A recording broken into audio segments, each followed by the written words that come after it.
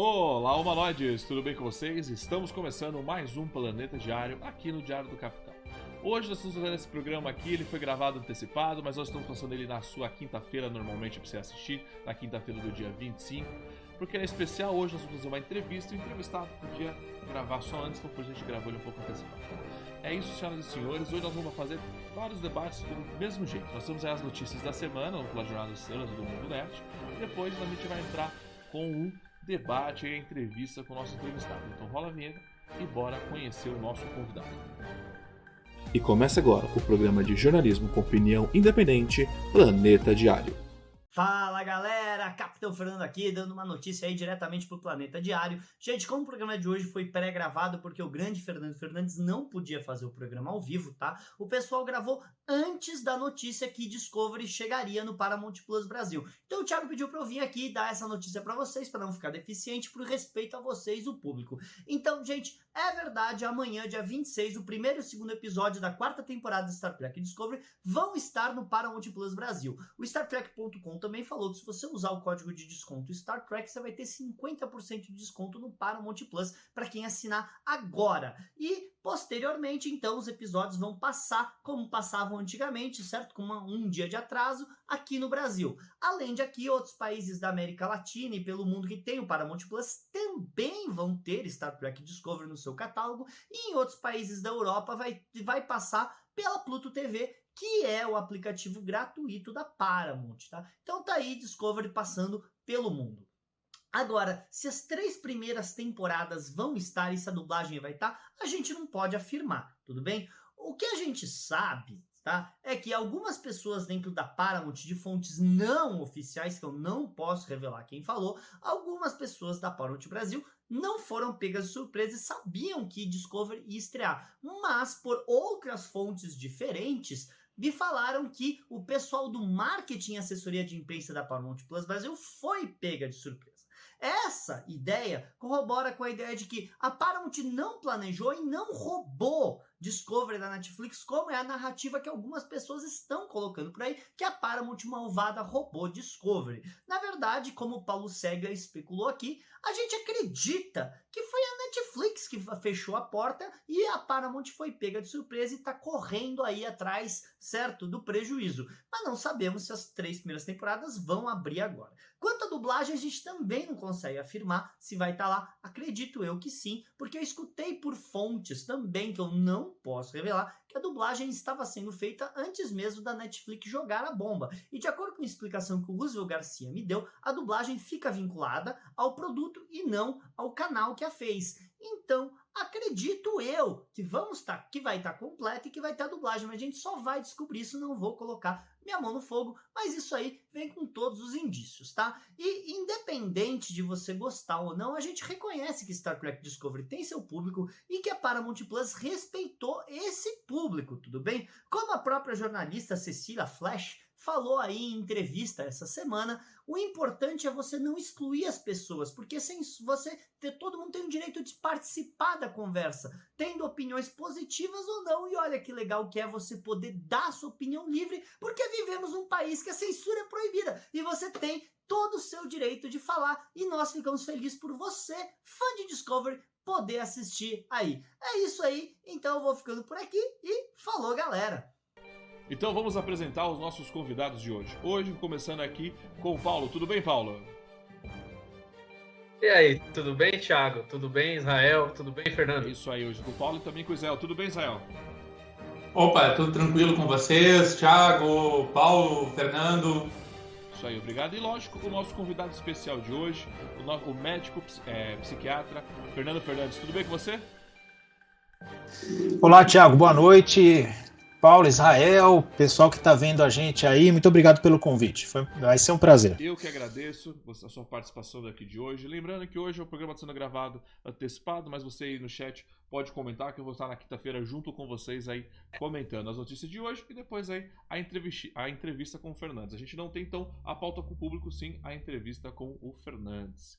Bom, hoje é o famoso VT ao vivo, né, Thiago?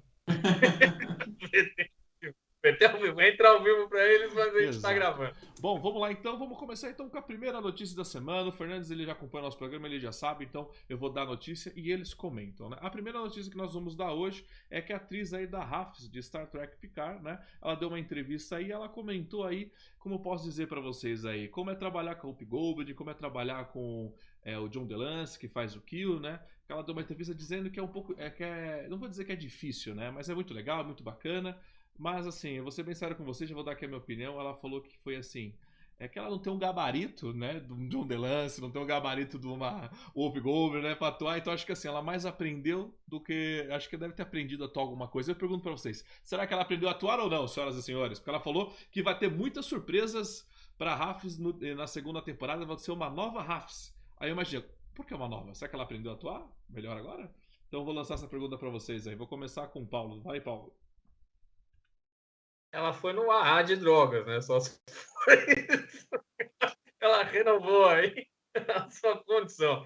Sinceramente, eu não sei o que esperar disso aí, sabe? Eu acho que é só uma questão de divulgação isso aí. Notícia de divulgação, sabe? Não tem o que falar e eles inventam uma Concordo noticiazinha aí. plenamente, não há notícias de Star Trek, né? Quando tem, é porque saiu da Netflix. E você, Zé? Que você gostou da Raf? Você acha que ela vai melhorar, atuando com a Whoopi Goldberg aí na segunda temporada? A entrevista dela ali foi uma fala de tiete, né? Mas ao mesmo tempo isso ali para mim foi tudo muito falso. Foi para colocar a Whoopi Goldberg como destaque, né? Porque havia aquela discussão se ela ia participar, se a Gaina de fato ia retornar ou não. E eu vou para a linha do Paulo, só que o Paulo disse que ela foi no ar, eu já acho que não. Me parece que eles vão trabalhar com viagem temporal, né? Então acho que ela voltou de repente para o século XX, século XXI e está experimentando algumas drogas novas do século que ela não tinha usado ainda. Eu gosto que vocês conseguem estragar ainda mais o seriado. Talvez ela encontre justamente a Whoopi Goldberg já no nosso século XXI. Não, É mudança de hábito, cara. será que ela vai dançar na igreja? Pô, Eu vou encontrar ela dançando na igreja? Eu curto esse filme. Fernandes, pergunta pra você. Você assistiu a primeira temporada de Star Trek Picard? Assisti. Ao contrário de outras séries, essa aí eu Você assisti. Curtiu? Não curtiu? Como Eu foi? assisti. Ah, cara, eu vou dizer o que eu curti, cara, que minha esposa falou assim, pô, essa série aí não é igual aquela outra lá, essa aí é divertida, eu tô emocionado, quero ver o outro episódio, divertiu a minha esposa, fez a minha esposa se aproximar um pouco mais de Star Trek. Eu gostei, né? Ao contrário de outro que afasta até. Mas enfim. Agora, sobre essa notícia aí, eu falo que isso aí é só para dar clique, só para fazer manchetezinha aí, entendeu? Uma vez eu estava no Hospital das Clínicas, quando eu era aluno ainda, né? Tinha um cara famoso lá internado, né? Eu não lembro se era político, o que que era. Aí eu soube que o Henry Sobel ia fazer uma visita, que era aquele rabino famoso, né? Que representava a comunidade aí judaica e tal. Cara, ele foi lá, entrou no quarto, tirou uma foto e foi embora. Entendeu? É para isso, é para tirar foto só e sair. Não significa nada isso aí, não. Vai continuar a mesma Exato. coisa. Isso aí. Lembrando que a gente está gravando o programa ao vivo, então por isso o Fernando ele fica pequeno e cresce. Depende. Olha lá, ficou grande, tá vendo? Ficou pequeno e ficou grande. Vai ser assim. Não, tem que falar, ó, mandem a sua mensagem aí no chat que a gente não vai ler nenhuma. Mas eu vou estar com vocês ao vivo para que a Não gente vai leremos conversar. nenhuma. É isso que eu ia falar. Se você discorda da minha opinião, escreve aí, tá? Eu não vou nem ler. Falou. Mas ó, depois dessa notícia trágica e ruim, nós temos uma notícia boa, uma notícia que eu quero saber de vocês, né? Star Trek Primeiro Contato, né, completou agora aí pra vocês os seus 25 anos.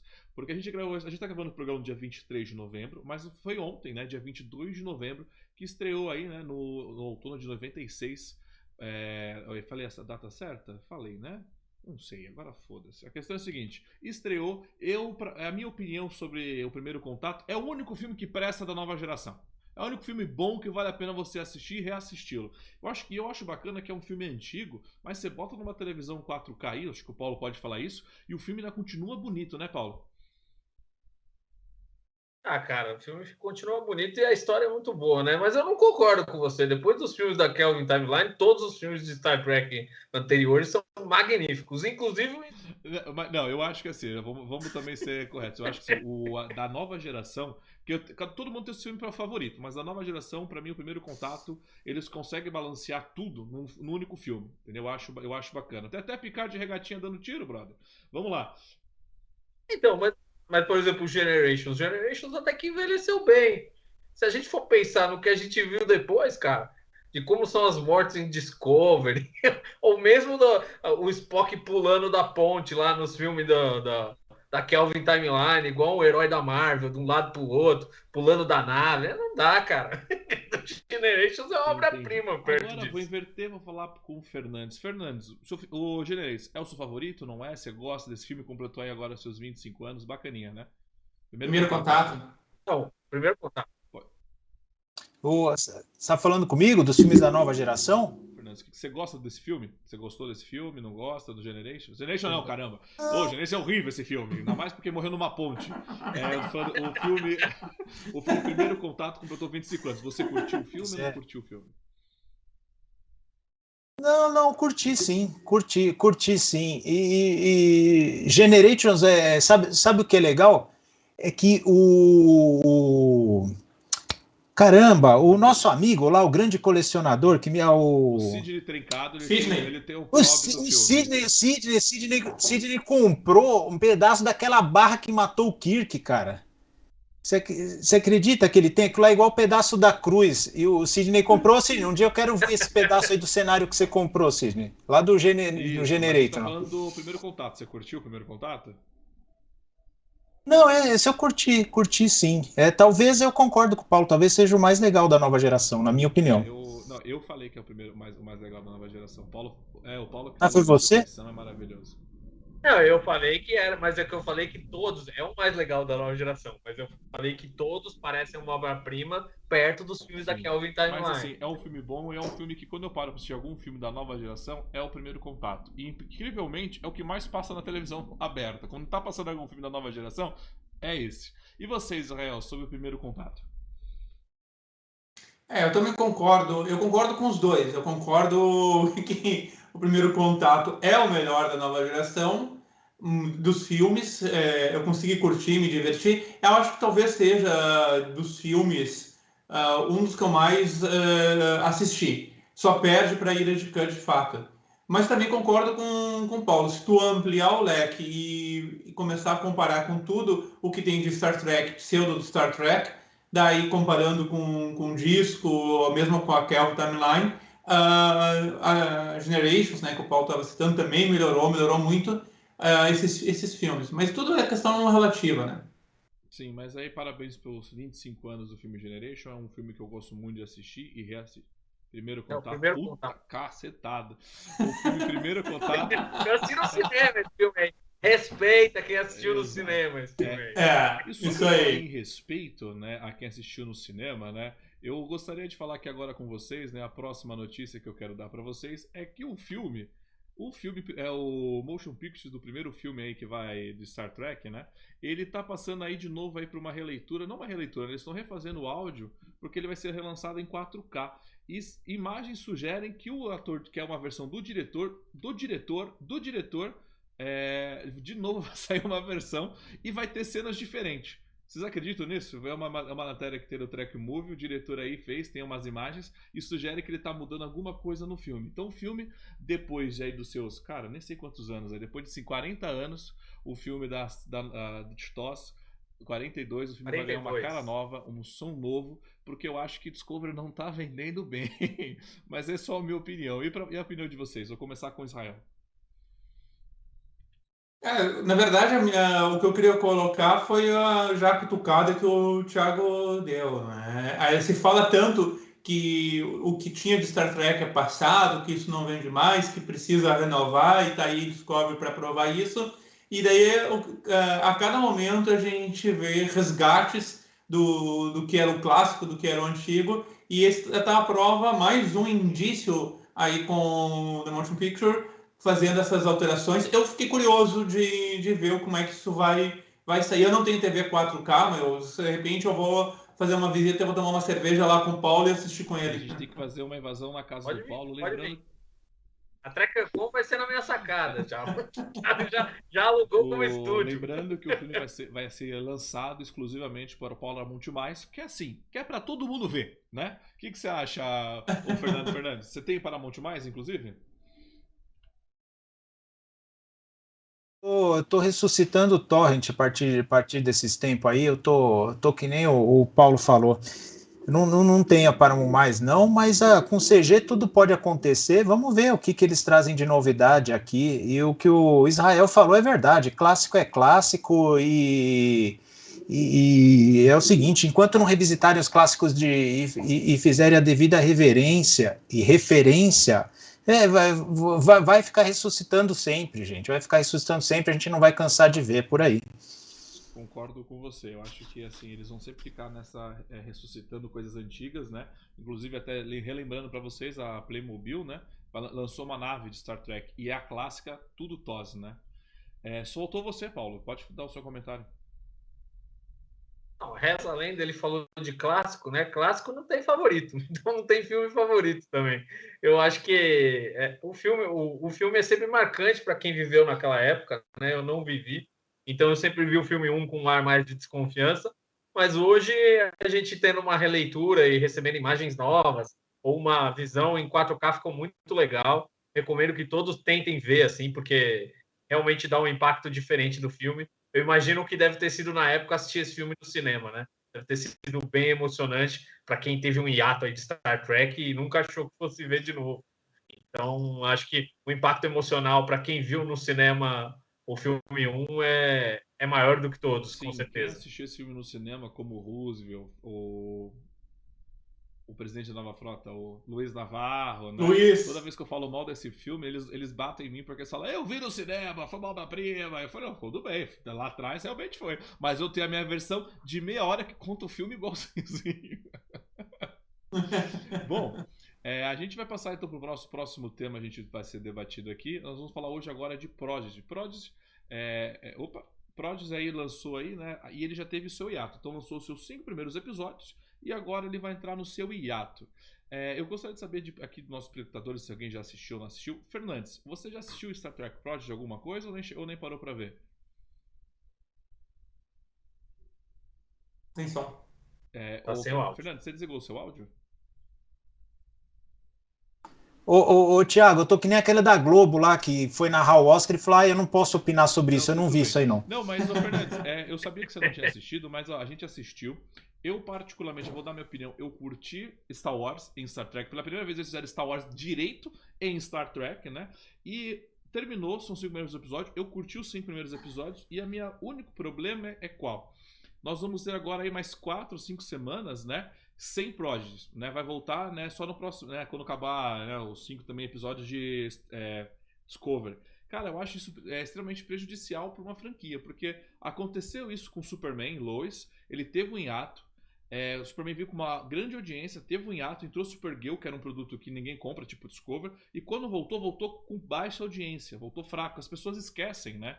O que aconteceu nos outros 5 episódios? Então, pra mim, não acho que isso não é uma vantagem para Prodigy, sabe? Eu acho que eles podem perder o público de Prodigy nessa. Da criançada tá assistindo e de repente sumiu, volta daqui, a galera vai esquecer, sabe? Eu acho. Não sei, é a minha opinião. Vou começar com o Paulo dessa vez. Você sabe que eu elogiei Prodigy no começo, né? Agora no 5º episódio achei mais ou menos assim, né? Já começa a ter um pezinho atrás, mas é aquela coisa, até tá legalzinho. É uma coisa que, dentre o que foi produzido até agora, talvez seja o melhor que foi produzido, né? Mas não chega a ser assim, uau! É legalzinho, dá para se divertir. E você, Israel?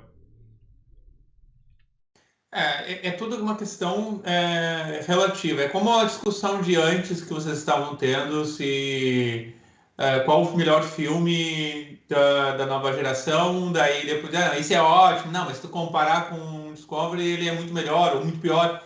E aí, da mesma forma, eu trato o Prodigy. Eu estou conseguindo me divertir, eu acho que está tendo uma produção legal. Em animação, os caras conseguem fazer bastante coisa mesmo. Mas relativo às novas produções, para mim, sem dúvida, o que tem melhor sendo produzido. Aí eu acho que é algo que realmente pode trazer e apresentar Star Trek, ou pelo menos uma introdução de Star Trek, chamando a atenção que seria Star Trek para um público jovem, sem deturpar tanto como outras produções têm feito, como Discovery fez.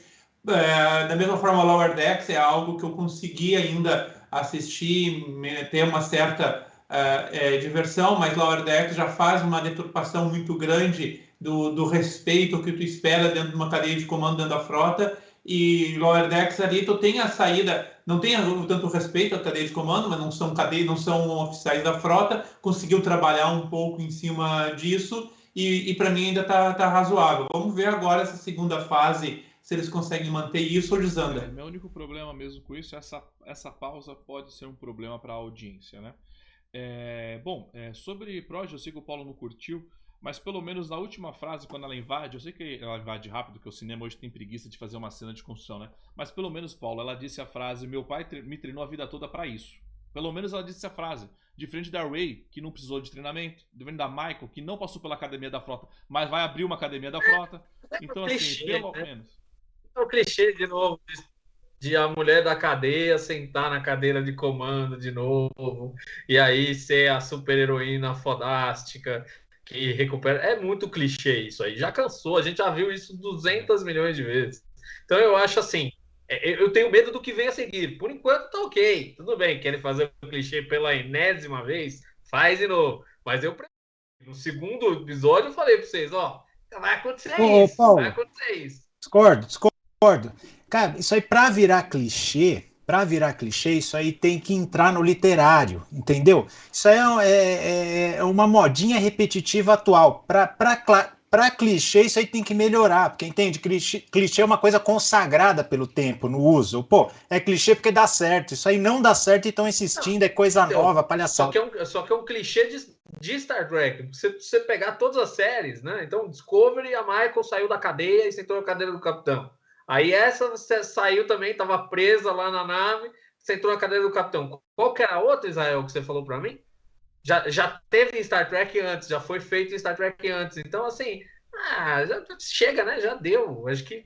Mas, enfim, tudo bem. Vai lá. Foi só o finalzinho do episódio. Vou deixar essa. Daqui a 4 semanas eu já esqueci. Agora a gente vai para a pauta do nosso momento nerd aqui do nosso programa, né? A gente lembrando que a gente se foca em Jornada nas Estrelas na primeira parte. Na segunda parte a gente fala das notícias do mundo nerd no geral. E as notícias do mundo nerd hoje a gente vai falar de 007. O filme aí que talvez possa dar um prejuízo, né? A galera queria talvez, mas já deve ter dado o prejuízo, já que eles estão comentando, né? De 100 milhões de dólares pode ser o prejuízo de 007. Eu fui ver esse filme no cinema, gravei diversos reviews com o pessoal do Bondcast. Gravei um review só, a gente ficou 5 horas gravando o review. Quero ver ele editar essa bagaça. Mas assim, o 007, depois eu passo aqui os valores pra vocês, a gente tem aqui uma tabelinha tudo. Ele é um filme, pra quem fosse sentar e assistir no cinema, o filme é muito bom. Mas quando você para se perguntar, né, questionamentos do filme, o filme se torna uma porcaria, sabe? Ele é muito bom pra ver, mas na hora que você faz os porquês, ele é muito ruim. E lógico, a galera, como pode dizer, sem tempo para morrer, mas ele morre, né? É uma coisa maravilhosa, né? Matando, é aquilo, né? Eles precisam matar os seus heróis, né? O orçamento do filme estimado foi de 250 milhões, mas com aquele atraso lá dos seus meses aí, eles falam que passou dos 350 milhões, até para mais. E o filme, né, para dar um resultado positivo, teria que dar 900 milhões. Mas só deu 733. Então, assim, lembrando que aquilo, mesmo que o filme dá muito dinheiro, tipo como 733 milhões de dólares, ele tem que se pagar, né? E normalmente é o vezes 3. E esse vezes 3 eram 900 milhões. E ainda não chegou, né? Então, assim, um filme que deu muita grana, um filme que o público em geral, tipo, de certa forma, curtiu, os fãs mesmo não curtiram muito 007, mas ainda tá dando um prejuízo, né? E vai ser a segunda maior bilheteria, com certeza, porque quando lançar o Homem-Aranha, provavelmente vai explodir. Mas vou começar agora com o Israel. Israel, e pra você? Você chegou a assistir o filme? O que você acha desses números aí de 007? Eu não cheguei a assistir o filme, então só vou discutir um pouquinho sobre os números, na linha que o Thiago estava falando. Às vezes pode parecer, não, mas tu tem ali, sei lá, como o Thiago falou, 350 milhões, talvez um pouco mais, 700 milhões de arrecadação, é isso, né, Thiago? O que acontece é que tu não pode contar só os valores de produção, esses tantos milhões ali na produção. Tu tem uma série de outros cálculos que tu tem que fazer, de distribuição, enfim, que a gente chega nessa cifra que tu tem que multiplicar o valor ali da produção vezes 3. Para mim, este filme, como eu não assisti, então só vou discutir essa parte, ele já começou errado lá no início, quando começaram a tentar lançar histórias de o que aconteceria, que teríamos uma 007 mulher, que não é o problema, o 007 mulher, mas James Bond mulher, então alterando completamente a linha. É aquilo que a gente falou, né? O problema nem seria ser mulher, seria ser um James Bond, um personagem consagrado, alterando então o gênero. Enfim, mas o resultado que a gente está tendo aí, não, na realidade, não surpreende, porque tudo que nós já discutimos antes do lançamento do filme já direcionava que esse filme teria sérios problemas, inclusive de bilheteria, que ficaria aquém do esperado, né? Só para confirmar, o orçamento estimado aí vazado foi de 250 milhões, mais 100 milhões para divulgar o filme, mais aqueles gastos, né? Porque o filme foi atrasado, né? Acho que em mais de 12, né? 16, o filme foi adiado um ano, isso foi extremamente prejudicial para o lançamento de um filme, né? Então é aquilo, aquela regrinha de 3. O cinema funciona com regra de 3. E esse regra de 3 ainda não tá batendo. E mesmo o filme parecendo um sucesso, ele vai ser um fracasso porque não retornou o dinheiro. E para você, Paulo? Então, eu acho que foi muito prejudicado pela questão da pandemia, né? Lacração à parte, tendo ou não tendo. Acho que a pandemia atrapalhou muita gente de ir ao cinema, né? Eu mesmo voltei ao cinema essa semana com Caça-Fantasmas. Então, assim, talvez eu tivesse visto o 007 se fosse num outro momento, se eu quisesse muito ver, ou se eu tivesse numa vida normal, sei lá, num shopping e falasse, vamos assistir um filme no cinema, e aí tá lá o 007. Então, assim, acho que o filme foi muito prejudicado pelo momento, né? Mesmo eles tendo adiado um ano, ainda foi meio que sabotado pela própria pandemia, né? Concordo com você. Ainda mais teve todo aquele problema, né? Que o Israel comentou, vou passar pro Fernandes, né? Que o filme já estava todo vazado, tudo que ia acontecer, então os fãs já estavam se tretando antes do filme ir ao cinema, né? E quando a gente foi ao cinema assistir o filme, a gente meio que só confirmou o que tudo estava lá no coisa, né? Isso é extremamente ruim, né? Isso foi ruim com Indiana Jones a Caveira de Cristal, né? Foi ruim também com, acho que, o Exterminador do Futuro 4. Nesse mesmo problema, né? O roteiro vaza, a galera já fica puta e não vai totalmente pro cinema. E você, Fernando, você chegou a acompanhar alguma coisa dessa treta do 007? Chegou a ver o filme ou passou por fora? Acompanhava muito na adolescência, eu acompanhei, porque 007 é um personagem que ajudou a criar o imaginário, aí, as narrativas do 007, né? De 2 gerações, tá indo para 3 gerações agora, né? Então conseguindo dar prejuízo. E pelo que você falou, eu pesquei aí na tua frase, né? Que acabou confirmando os comentários, o roteiro e os comentários a respeito do filme que existiam. Confirma uma coisa só para mim, Thiago. Ele anda de lambreta mesmo? Aquela cena existe? Lambreta? Moto. É. Moto, né? Aquele que ele pula na cena do filme, sim. Não, eu vi uma cena dele de lambreta, ficou uma coisa patética, então não foi isso, né? Mas tudo bem. Cara, é difícil imaginar o que conseguem fazer um filme de 007 dar prejuízo, né? Mas conseguiram, então, isso é triste. É o que fala, né? Muda a narrativa, a estética de personagem que forma, né, que faz parte do ideário já de 2 gerações, aí acontece isso, né? Enfim, triste, né? Mereceram. Mas é um orçamento alto mesmo para a pandemia, né? Mas poderia ter sido muito mais alto. Lembrando que nos Estados Unidos, a bilheteria do 007 não foi nem um pouco boa. Eles falam que não foi boa porque 007 não é uma franquia americana, é uma franquia global. Então esse número que a gente está dando é uma conta global, entendeu? Então você vê como o 007, que nem falou, ele já são 3 gerações do mundo todo, né? Não está mais focado só em um único país, né? Bom, vamos passar então para uma outra notícia boa, notícia bacana, que inclusive vocês mandaram aqui, eu tô até separando aqui os nomes, que é os Caça-Fantasmas.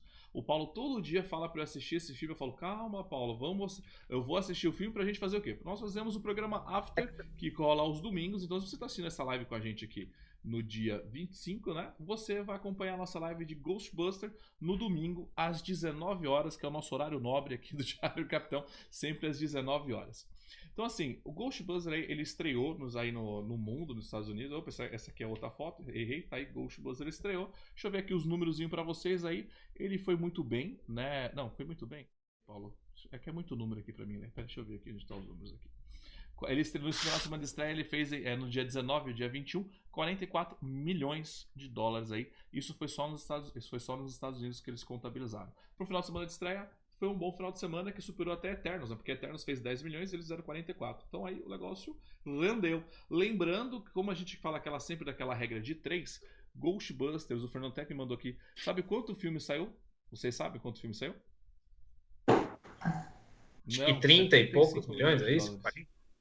Só. Só. Então você vê que o vezes É. 3 desse filme não tá alto. Então esse filme ele pode ser um sucesso e pode gerar grana pra uma continuação quase que certeira, né? Israel, não, vou falar, Paulo, você que assistiu o filme, manda assistir todo dia, comenta um pouco aí sobre esse filme, desse lançamento, como foi retrazer aí a história original.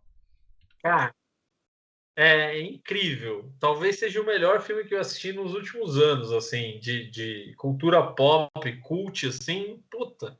Se você algum dia foi fã dos Caça-Fantasmas, se você assistiu esses filmes na infância, se você tem algum carinho por essa franquia, vá ao cinema. Não perca a oportunidade de ir ao cinema. Se você tem medo da Covid, enfia 50 máscaras na sua cara e vai, porque você precisa assistir esse filme. É isso. Esse é o conselho que eu te dou, porque é uma experiência única, é uma experiência emocional forte e acho que vai, de certa forma, conectar você ao passado. Se você assistiu esse filme quando criança, principalmente, vai conectar esse filme vai conectar você ao passado. Talvez seja uma luz do fim do túnel aí para o cinema em Hollywood, né? Aquele cinema pop que a gente viu nos anos 80, sabe? Anos 80, 90, o auge ali, o Golden Age da TV e muitas vezes do cinema, com produções do Spielberg e tudo mais.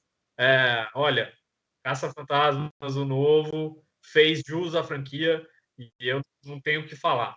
Meia hora final é uma coisa épica. Sim, Eu isso é quero uma coisa que a rever. gente vem falando que eles vem acontecendo esse fenômeno de ele assim, teve o fenômeno do reboot e ele tá acontecendo até hoje de destruir o passado, mas sai alguns filmes, né, que eles continuam a história correta, como a gente tá vendo aí. A gente começou a falar isso do filme Shaft, inclusive, que ele tá na Netflix, né?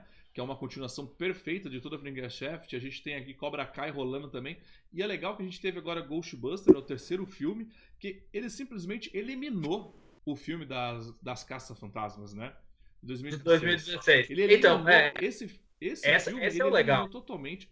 Assim, cara, eu nem fui ver esse filme pelas críticas, né? Mas pelas críticas desse filme, eu quero ir no cinema assistir. E eu acho que o segundo final de semana do Ghostbuster, né? Eu acho que vai ser, que é a continuação mais além, vai ser fantástico. Eu acho que esse filme vai se pagar logo no segundo final de semana e só vai ser sucesso. Israel, pode falar? Isso é uma esperança, né? Não, só antes de falar, é esperança, né, Thiago? Porque assim, a gente vê tantas franquias sendo deturpadas e sendo jogadas no lixo. Quando a gente vê Ghostbusters, que foi assassinado lá em 2016, né? Agora voltando atrás e fazendo o que deveria ter feito em 2016.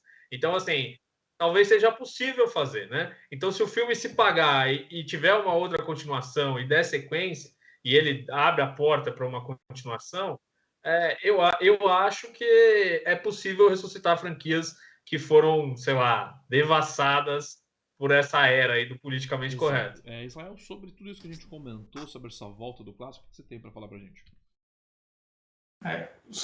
Eu não assisti o filme ainda, então eu vou plagiar o que o Fernando falou antes, né? E vou dar uma de Glória Pires. Eu não tenho capacidade de opinar sobre o filme em si. Mas, tirando essa brincadeira, o que eu tenho visto pelos comentários do Paulo, do Luiz, lá da Nova Frota, do Fernando, é que realmente os caras conseguiram respeitar a franquia. Então, tem dois pontos aí.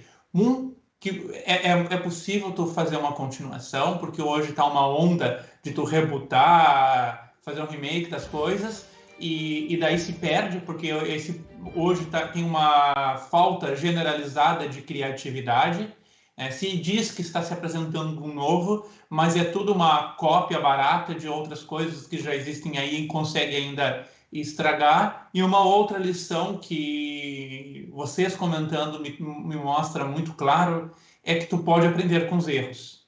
Então teve lá as Caças-Fantasmas das meninas lá, que foi um fracasso total. Os caras viram que erraram feio ali, sentaram, né? A impressão que eu tenho que conversar agora, vamos ressuscitar essa franquia, vamos fazer algo bem feito, vamos fazer uma continuidade. E a receita que me parece que funcionou muito bem, além da criatividade do roteiro, segundo opiniões que eu tenho visto aí, é o respeito ao canon. É o respeito ao que veio antes, com criatividade, dando essa continuidade. Exato. E, Fernandes, você... Fala, Então, Fernando. desculpa, não, tem um detalhe interessante que eu acho que vale comentar antes do After. O diretor desse filme é o Jason Reitman. Ele é filho do Ivan Reitman, que era o produtor e o diretor original dos Caça-Fantasmas. E o Jason Reitman atuou num dos filmes dos Caça-Fantasmas no Ghostbusters 2. Ele era uma das crianças naquela festinha ali no começo do filme 2 dos Caça-Fantasmas. Então você vê que tem uma ligação de pai e filho e de uma pessoa que participou, de certa forma, como criança do filme 2 dos Caça-Fantasmas. Então, acho que isso contou muito para que houvesse essa passagem de bastão, de certa forma, né? Inclusive, o Ivan Reitman participou desse filme como produtor, um pouco mais distante, mas participou também.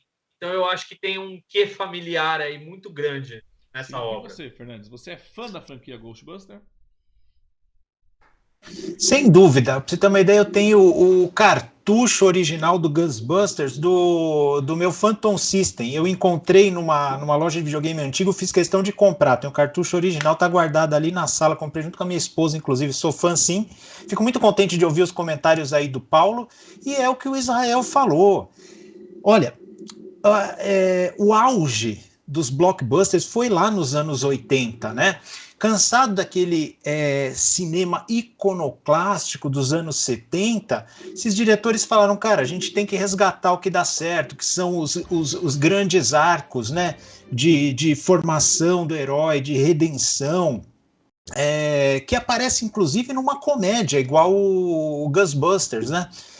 Foi um filme que marcou época. Qual ideia tem uma pessoa para pegar um filme, né, que marcou a infância de muita gente? A gente queria ser que nem eles, cara. A gente ia brincar na rua, juntava 3, 4 amigos, a gente formava lá os Ghostbusters para fazer alguma brincadeira, alguma coisa quando a gente era moleque. E aí entra nessa de rebutar, de destruir todo o passado, né? Começar algo novo. Tá, você consegue fazer isso bem feito? Parece que não, porque os caras lá foram muito bons. Os primeiros grandes, né? Começou lá com talvez os filmes do Spielberg, né? Talvez Tubarão, depois George Lucas em parceria, né, com Star Wars, anos 70, 80. Vamos pegar essa mítica aí, vamos pegar esse modo narrativo, vamos reproduzir, vamos fazer uma coisa bacana. Mas não, pega aquilo lá que deu muito certo, põe no chão de uma forma assim, aproveita o quê? Porque não consegue fazer algo novo, né? Porque você imagina um roteiro igual aquele das meninas lá. Se fosse algo novo, ninguém ia nem comentar que existe. Fizeram algo ruim em cima de uma mítica que existia, né? De uma franquia de muito sucesso. Aí consegue alguma manchete, né? Ainda que negativa, porque se fizesse algo do zero... Então, é assim, pega lá, é aquilo lá. Vamos pegar o quê? Vamos pegar só a fama daquilo ali, vamos tentar construir algo em cima. Não, pega em cima do que os grandes diretores já fizeram, vamos tentar com criatividade, com recursos modernos, vamos fazer algo mais bacana. Pelo que o Paulo falou, foi isso que conseguiram, né? Então, é muito legal, porque daí aproveita o grande legado que está atrás, aproveita o público que está atrás, as crianças que se divertiram naquela época vão levar os próprios filhos para se divertir agora e é sucesso total. Espero que isso aí dê exemplo e que outros sigam também, que grandes obras dos anos 80 consigam aí uma continuação bacana, né? Concordo com você. E lembrando que agora a gente vai fazer o quê? A gente deu as notícias da semana, conversou. Agora a gente vai conversar, a gente vai fazer, digamos que agora vamos voltar para trás, conversando com o Fernandes, exatamente conversando com eles, pegando aí algumas explicações, a opinião dele sobre o filme. Isso que você falou do filme do Ghostbusters, da As Caça-Fantasma, né?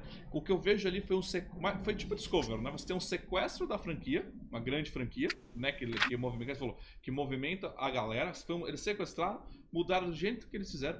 O problema lá é o roteiro, né? Aquele filme você não consegue sentar e assistir, curtir aquela história, né? E aí os atores que eles trouxeram de volta pro filme, eles não trouxeram de uma maneira inteligente, só estão ali por estar. Lembra que eu falo o fanservice, né? Quando você tem ali um próprio, tipo, quando eu falo Loradex, que é tudo muito jogado. Quando tá jogado, não faz sentido só estar. E eles estavam jogados no Caça Fantasma. Então, por isso que eu falo, aquele filme foi chutado desde então. De repente, sai esse filme dos Caça Fantasma, que é o volume número 3, que é a continuação. Simplesmente aquele filme morreu. E não adianta querer falar, né? A Lacrosfera vir falar, querer meter o pau dizendo tudo que ele fala, porque não adianta, brother. É questão de filme bom, continuidade. E pelo que eu sei da história, eles conseguiram pegar uma continuidade muito boa. Você ia falar, Israel? Eu te cortei? Não. Então Pode tá bom. seguir. Paulo? Não, acho que também não quero falar muito, porque a gente vai fazer o after, né? E também não quero ficar dando spoiler, porque eu fico com vontade de contar sobre o filme. E aí eu tô evitando, assim. Tô evitando falar muita coisa, porque senão estraga a surpresa. Até fiquei puto, Thiago, que você falou que o Fernando te contou toda a história. Eu falei, pô, estragou pro cara, velho. É que você tem que... Estragou pro cara. Eu jamais você teria te contado. Eu É que falaria, assim, eu passei "Você por não quer saber?" uma longa amizade com o Valdomiro. O Valdomiro, ele adora spoilers, entendeu? Ele já sabia quem ia morrer no Homem de Ferro 2 anos antes de acontecer o filme, você tá ligado? No coisa. Ele queria contar pra todo mundo, assim. Mas eu aprendi que o spoiler, ele não estraga o filme se o filme não é ruim. E você tem que entender que quando o Fernando tá bêbado, ele conta tudo, você entendeu? Eu cheguei na casa dele, já tava alto, aí ele contou o filme todo, entendeu? Porque ele tava muito feliz. Mas eu vou assistir o filme e lembrando, domingo agora, às 19 horas, teremos o programa After com a participação do Paulo pra gente aí discutir. Vou ver se o Fernando pode participar também, mas a gente vai discutir o Ghostbuster, que realmente tá um sucesso. E agora a gente vai conversar um pouquinho mais com o Fernando Fernandes, fazer um bate-papo com ele aí, porque ele é um médico psiquiatra, ele consegue entender um pouquinho mais de coisas, então a gente vai perguntar algumas movimentações para ele. Inclusive, se você é louco, tá batendo um pouco ruim da cabeça, é com ele que você deve ligar, né? O canal dele acabou de bater mais de 100 mil inscritos, é isso, Fernandes? Foi. É bem facinho. Na lupinha de busca do YouTube, psiquiatra Fernando Fernandes. Eu falo de comportamento, saúde psíquica, saúde emocional, bem-estar. Então, passa lá, deixa uma pergunta, deixa uma sugestão de tema se você tem interesse nisso. Ô, Fernando, se apresenta aí, diz como você foi parar nessa profissão, o que te despertou. Acho legal você dar uma introdução sobre você pra galera. O Fernandes falar, só para colocar mais um ponto que o Thiago deu o currículo dele, psiquiatra e tudo mais. E o Thiago, né, trabalha com cosplay, é o Superman brasileiro. O Fernando é o Spock brasileiro. É verdade, eu tenho uma foto com o Fernando, eu de que ele de Spock. Pois é, eu fazia essa brincadeira, né, de fantasiar, de fazer cosplay do Spock, né. Então, já fiz de tudo um pouco nessa vida, né. Durante a faculdade de medicina eu dei aula em cursinho. Essa talvez foi a minha profissão mais longeva, porque durante a faculdade eu já dava aula em cursinho, né, era professor de física. Meu gosto por ciência me levou à ficção científica já quando era moleque. Meu irmão mais velho assistia Star Trek, eu peguei o gosto por isso, né? Sempre, muito antes de ser legal ser nerd eu era, mas na verdade quando nerd era zoado, não era muito uma opção. Hoje em dia o pessoal faz essa opção, na verdade era uma coisa que aconteceu na minha vida, né? Eu gostava daquela... enfim, tinha aquele gostos tipicamente nerds, né? Então foi coisa que me acompanhou. Então, Star Trek, cultura pop, gosto por ciência, fiz colégio técnico em eletrônica. Para me manter na faculdade de medicina, dava aula em cursinho de física. E acabando a faculdade, trabalhei um pouco como médico de família, depois decidi me especializar em psiquiatria, por uma série de fatores. Por amar o tema, por amar a profissão, né? E essa é a profissão que eu levo assim, a todo vapor hoje, né? Que lógica, e você passa remedinho se a gente precisar?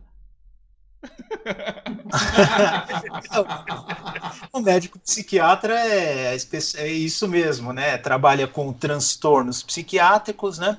E principalmente, a principal ferramenta, não a única, mas a principal ferramenta são as medicações, né, psiquiátricas, mas também outras estratégias terapêuticas também.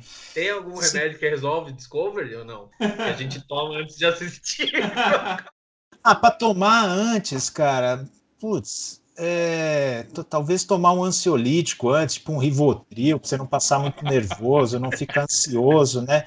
Eu fiz o melhor, que é abstinência. Abstinência, né? Eu vi a primeira temporada, falei, não, até aqui cheguei, deixa essa palhaçada pra lá, tanta coisa boa pra ver, então eu nem vejo. Pra Discovery eu recomendo isso, abstinência. E nem vem dizer que eu não posso falar mal porque eu não vejo. Porque assim, Você fala mal, então por que vê? Eu falo, tá bom, não vejo. Mas se não vê, não pode falar mal. Então você não pode fazer nada. Então eu não vejo e falo mal do mesmo jeito. Ele fala isso, mas eu me lembro, uma das lives lá da Frota Live, o Fernando participou, colocou que não assistiu, não gostou, e teve gente lá na live que começou a querer controlar o que o Fernando podia ou não podia falar. Então, inclusive, deixa o comentário aí se você discorda de mim, hein? Vou fazer questão de não ler também, igual eu faço com o Discord. Eu acho engraçado que esse movimento ele quer controlar a sua opinião, né? É maravilhoso. Mas, Fernandes, antes de a gente começar, você deu todo esse seu currículo, por que você escolheu fazer cosplay do Spock? Por que o Spock? Né? Porque era o que tinha no armário ou tinha alguma coisa a mais? Porque é curioso, né? Ele é psiquiatra, trabalha com emoções, ele escolheu um personagem sem emoções. Né? Pois é, cara. Olha, eu vou dizer, o Spock é um personagem querido, todo mundo gosta, né? E eu também gostava dele. Isso começou meio por acaso, uma festa de 18 anos, da filha de um amigo meu, me convidou, era uma festa fantasia, né? Pô, eu gosto de Star Trek. Aí eu olho todos os personagens e falo, pô, qual é aquele que é mais, né, mais caricato, assim, aquele que mais o pessoal reconhece mesmo? É o Spock, certamente. Pode gostar mais do Kirk, pode gostar mais do McCoy, mas é o Spock que todo mundo reconhece, é um grande ícone, né? Vou até pedir para minha esposa trazer meu kimono aqui. Tem um negócio para eu mostrar. Amor, traz o kimono para mim, o preto. Eu acho engraçado isso, né? Que a pessoa fazendo cosplay. O que reconhece Star Trek? É o Spock, né? E até hoje, né? O Spock fazendo a mãozinha, não importa onde você está, ou no que você está fazendo, se você tiver de Spock, as pessoas sabem que você é de Star Trek. Inclusive, quando eu fazia trabalho voluntário com uniforme de comando, as pessoas falavam, olha o Spock! Eu falei, pô, tá certinho. Acontece. Época de eleição, os políticos eles viram tudo, né? Aí eu soube que o Ciro recebeu do marqueteiro dele essa instrução para ele que o mundo nerd, os jovens tal. Aí ele virou gamer, diz que ele tá jogando computador lá no gamer. Aí ele colocou uma camisa azul e fez assim, né? Fez assim. Aí o editor pôs um símbolozinho da frota aqui na camisa azul. Ele achando que era o Spock.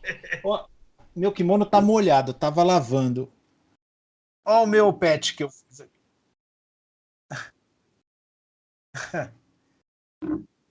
Até obrigado. Até o kimono. Aí eu cortei o cabelo, cara. Eu pus o cabelo para baixo, cortei, fiz a sobrancelha, etc. Né? Fez muito sucesso. Eu falei, cara, todo mundo reconheceu, toda a molecada tirando foto porque o pai gostava, sabe? Aí eu falei, pô, ficou legal, então eu vou nos eventos assim, aí começou essa história. O Fernandes, ele previu o Spock cabeludo, né? Porque recentemente ele estava cabeludo, né? E saiu o Spock cabeludo. Foi! E com aquela barba de lobisomem adolescente, né? Vai fazer cosplay desse também? Ah, não, esse aí não trabalha, não. Esse aí não trabalha, não. Só... Deixa pra lá, né? Ele não sabe, né? Que o Spock virou disléxico, né? Você tá brincando. Sério, o Spock. Que o Spock é disléxico. Sofre de dislexia em Discovery. E ele só gosta de ciência por conta da Michael. Exatamente. Na verdade, não só gosta de ciência, né, Thiago? O Spock só é o que é por causa da Michael. Isso também Isso virou canon. Pra você. Tem alguma coisa que acontece lá que não é por causa dela? É que eu não vejo mais, tô perguntando e... Tem saída da Netflix. Não, saiu por conta dela também. Diretor. E agora ela virou produtora ainda de Discovery. É isso aí. Vou passar pro Paulo. Paulo, você gostaria de mandar já a sua primeira pergunta? Não, vou perguntar o seguinte, o que o Fernando Fernandes acha, né, da influência das produções na formação das pessoas, né, na formação do caráter, principalmente em crianças, jovens, né, porque a gente vê uma tentativa de pregar coisas em produções atualmente, né, de passar valores e ideologias que são um pouco diferentes da nossa época, que era só festa, né? Era só pipoca, filme de pipoca. Hoje a gente vê que essa mensagem política ela é muito embutida dentro dos produtos. Então, o quanto isso influencia na formação das crianças? Você deve ter uma noção aí pela questão psíquica Não só mesmo, isso, né? não, você também é professor, né? Você deve ter Pois é. Você vê isso na sala de aula, né? Não, sem dúvida alguma, Paulo. Só permite discordar de uma coisa. Às vezes aquilo que era só pipoca para a gente não é bem assim. Porque, por exemplo, vamos pegar uma franquia que é todo mundo unânime aqui, que é pelo menos a trilogia inicial do Star Wars, por exemplo, né? O que a gente via ali? Um jovem, né? Um jovem vindo de um lugar humilde, com as suas fragilidades, buscando saber quem era, né? Encontra nas referências antigas, encontra, né, não sabe, um caminho a ser trilhado, ele é impaciente, ele tem muito o que aprender, ele se precipita em testar as suas habilidades, dá tudo errado, ele volta, retrocede, vai aprender, se dedica, tem um arco de redenção nisso, né? Tem um reencontro com o pai, com a família. O que pra gente era só pipoca, cara, isso foi criando um arcabouço na nossa mente, na nossa estrutura emocional, para coisas boas virem em seguida e a gente entender isso de fato. Então, não foi. A gente achou que era só pipoca porque a gente se divertiu pra caramba, né? O Retorno de Jedi, quando eu fui ver com meu pai no cinema, eu sou grato até hoje por isso. Eu tenho uma boa recordação do meu pai me levar para ver o Retorno de Jedi no cinema. Tem lá os Ewoks e tal, né? Aquilo que pra gente era mera diversão já formava um arcabouço bacana pra gente. Lá tem elementos maravilhosos, né? Tem elementos mitológicos, arquétipos importantes lá. E a gente vai, aquilo lá a gente absorve de uma certa forma, né? Como eu ouvi de um clérigo uma vez, ele falava assim, aquilo lá monta, é como se fosse aquele armário de ferro que tem nas empresas que vai montando, põe uma prateleira, põe outra. Quando a gente chega numa vida um pouco mais madura, no final da adolescência, tal, as nossas prateleiras estão armadas, de modo que vão suportar coisas boas e conceitos bons, né?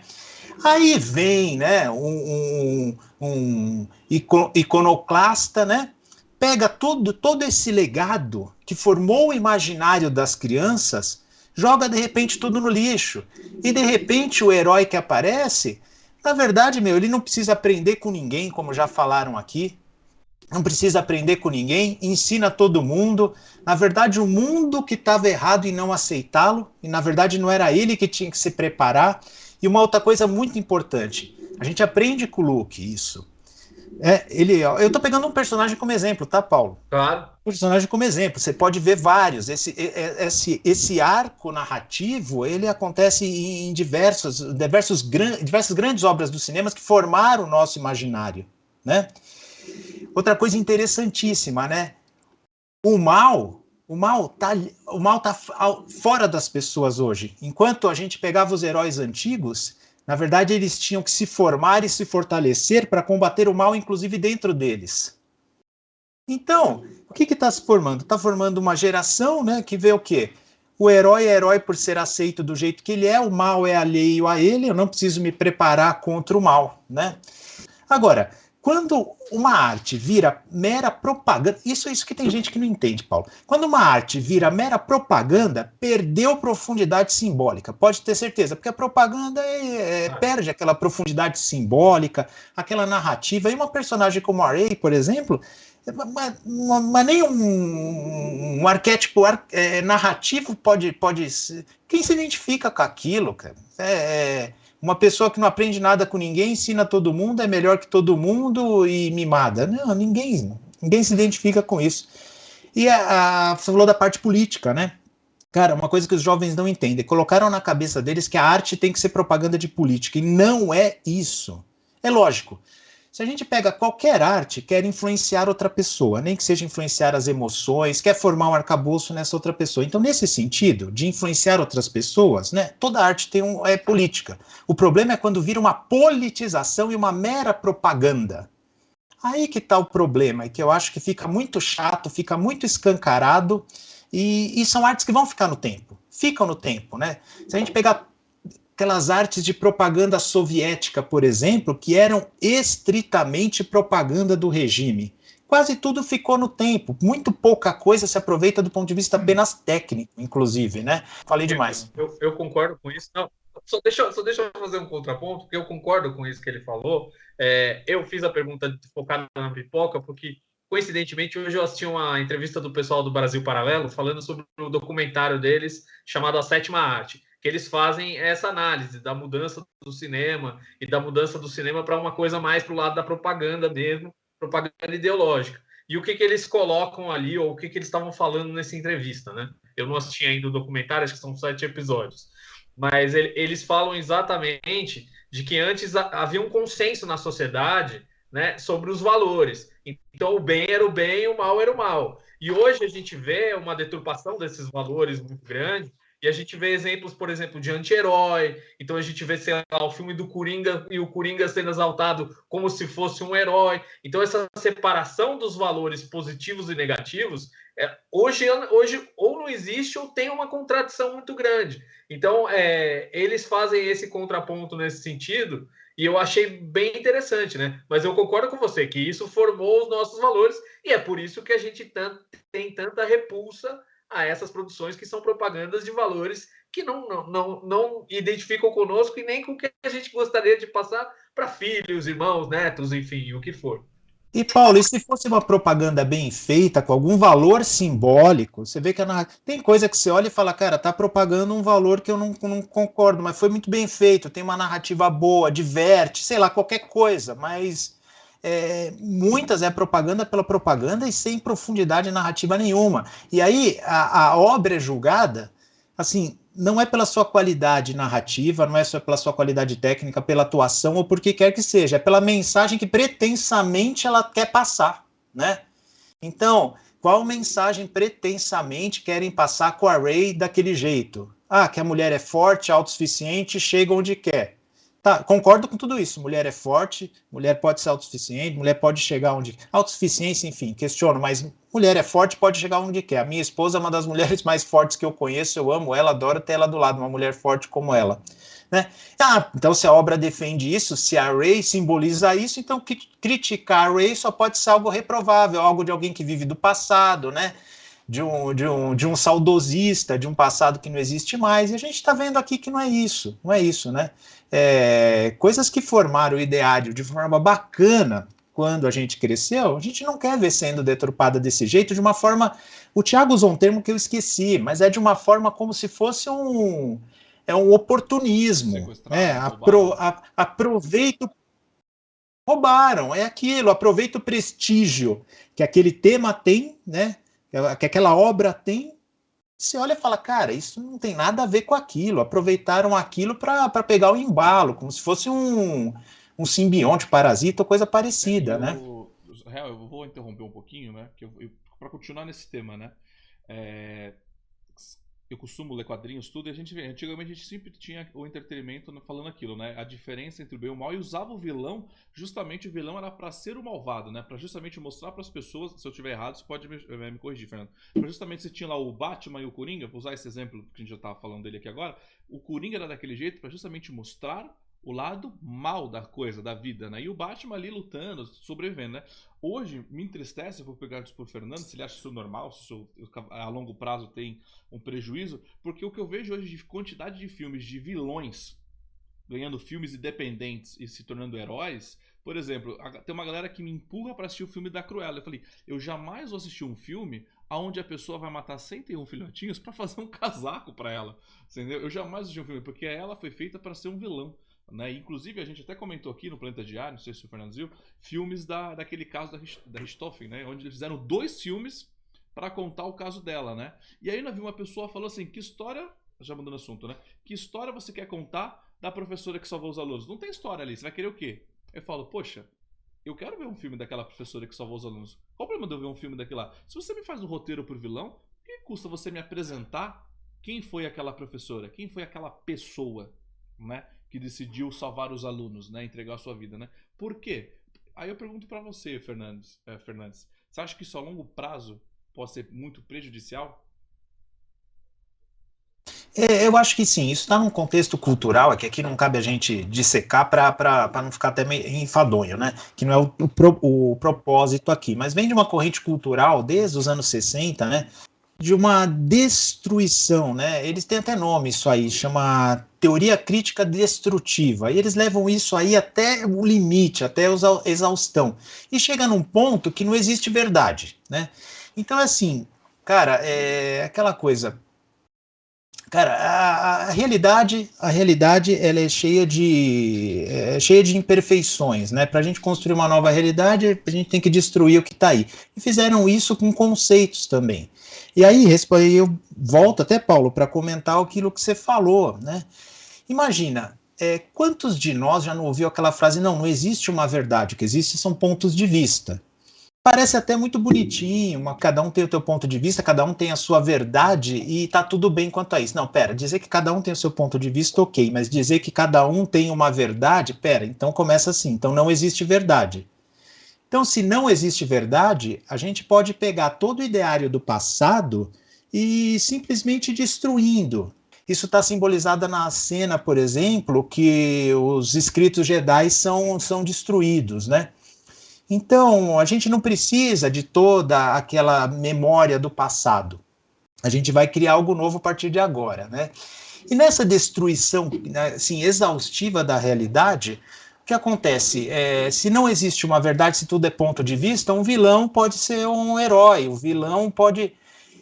E quem ouve isso, Tiago, acha assim, pô, o Fernando está falando uma coisa muito maniqueísta. Não, as grandes obras trazem isso exatamente que eu falei, cara. Normalmente o arco de narrativo de um herói passa por ele se preparar para derrotar o mal dentro de si e o mal que está externo a si, né? Talvez esteja muito simbolizado, por exemplo, na narrativa do Frodo, por exemplo, no Senhor dos Anéis, né? Na última hora ele sucumbe ao anel, né? Então, é isso que eu acho estranho, gente, que não se perceba e que leva a gente a repudiar um pouco esse tipo de coisa. Chega um ponto que esgota, né?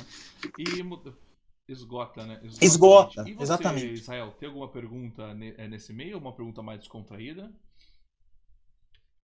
Não diria descontraída, é uma pergunta mais chorosa, vamos dizer assim.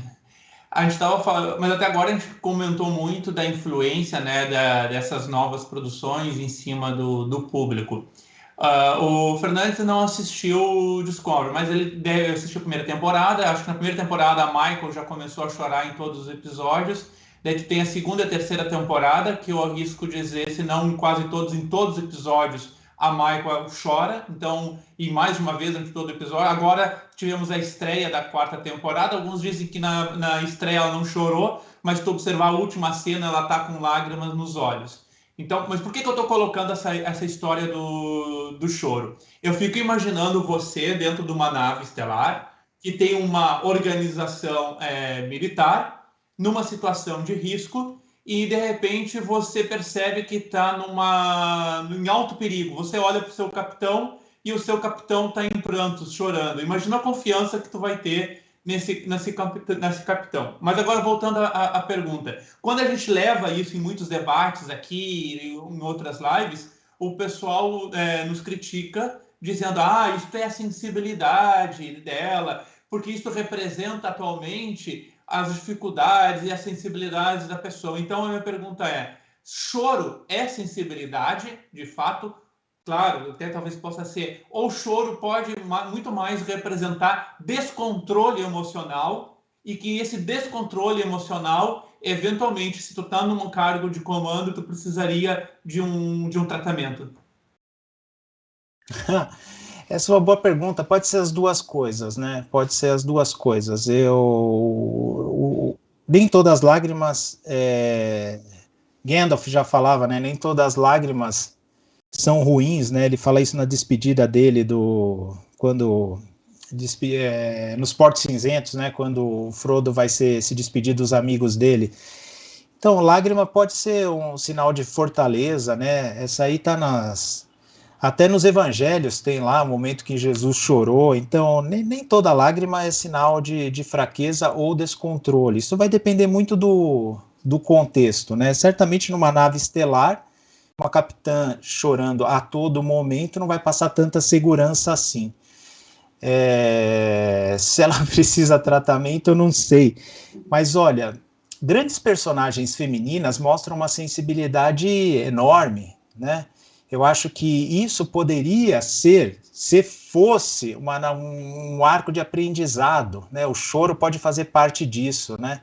Mas quando o choro é uma frequente e praticamente um recurso estético na obra, meio esquisito, né? Meio apelativo, vira até piada, como vocês colocaram. Você não acompanha Star Trek Discovery, mas até a galera que ama Michael fez um meme referente ao choro dela. De cada 15 episódios, ela chora 14, né? Até a galera que ama, pra você ver o nível disso, né?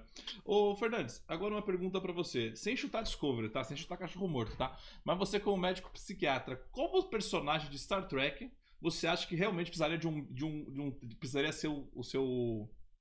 Não vou dizer, não é cliente, é seu paciente. Paciente. Putz, nunca pensei nessa pergunta. Porque eu não queria falar Michael era uma pessoa que teria que estar na sua sala de espera, próximo. Eu não queria falar isso, mas eu queria falar. Quem você acha que precisaria de um tratamento com você, assim? Ou você acha que a galera ali, todo mundo tá tranquilo? Cara, um que eu adoraria tratar. O Barclay. Foi boa essa. O Barclay, porque eu não imaginaria a Michael, a não ser que ela tivesse um grave transtorno e tivesse uma indicação, né? E o médico da nave encaminhasse para o médico psiquiatra. Eu não imagino ela buscando ajuda, né? Ou de um terapeuta, sei lá. Mas o Barclay seria um interessante, porque ele é um cara que tem potencial, não desenvolve plenamente o potencial dele justamente por insegurança, né? E uma pessoa insegura e com as fragilidades que ele sabe que tem, buscaria ajuda. Então ele seria um cara que eu adoraria ajudar. Até porque se você fosse atender a Michael ela ia falar que você não, que ela ia na verdade ela ia te dar ela ia chorar e falar que você não pode falar o que ela deve fazer ou não. E ela ia pegar o seu bloco de receitas e passar o próprio remédio dela. Tô ligado, a Michael é assim. Ela fez isso no último capítulo aqui da quarta temporada. Não, a Michael ia entrar no consultório do Fernandes e ia dizer assim... O Fernandes ia perguntar, o que tem para dizer? Resposta da Michael, você está sentada no meu lugar. Provável. Bom, Paulo, você quer fazer mais um bate-papo, mais alguma conversa? Vamos lá, eu quero fazer uma pergunta pesada aí pro Fernandes, e é o seguinte, eu vejo muitos psiquiatras falando dos problemas que os jovens têm hoje em lidar com as coisas e tudo mais, inclusive altos índices de todo mundo sabe o quê. Enfim, eu não posso falar a palavra por causa do YouTube, mas o Fernandes entendeu e você aí também entendeu, né? Eu acho que a vida é uma coisa preciosa aí para a gente lidar. Mas por que esses jovens estão sendo tão pressionados e por que eles têm esses altos índices disso aí? Olha, até 1917, Paulo, quando alguém me falava isso, eu falava assim, não, pera lá, eu acho que, felizmente, as pessoas sabem mais sobre os transtornos psiquiátricos, com isso elas reconhecem mais em si, nos outros, buscam mais ajuda, por isso que dá essa impressão de que nos jovens está aumentando, né, o índice de depressão e outros transtornos psiquiátricos. Porém, em 1917 saiu 2017 saiu um estudo americano populacional gigante, todos os estados americanos, população bem diversa, e aumentou realmente a prevalência de depressão, né? Foram pesquisar assim, quem será que aumentou? Qual grupo que está mais exposto a isso? Homens, mulheres? Não, mulher tem o dobro de depressão que homem, mas isso não diferiu. Isso aí sempre foi assim, continuou. Tá, entre ricos e pobres, cara, não teve diferença. Entre pessoas com mais ou menos escolaridade, não teve diferença. Cara, onde foi o aumento, então? O aumento foi em adolescentes e adultos jovens. Então, realmente, algo na formação dessa geração diminuiu a resiliência deles, de alguma forma, né? E aí, se aventa um monte de hipótese, né? Fala assim, mas rede social. Falei, cara, tá, é ruim, né, atribuir a uma tecnologia o aumento da prevalência de depressão nessa população mais jovem, né? Aí falar assim, não, é por causa que eles estão mais expostos, é exigido muito deles, enfim, eu vejo uma série de explicações que eu olho assim, cara, isso não diferiu de uma geração para outra, né? O que diferiu dessa geração, na minha opinião, foi algo na formação deles, Paulo, né? Na formação emocional deles, no início da infância, né? Desde a infância até o início da adolescência, que tornou-los menos resilientes às frustrações, estressores e adversidades normais da vida.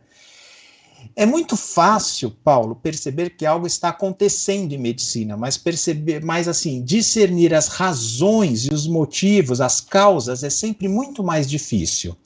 Teve até uma entrevista da Veja,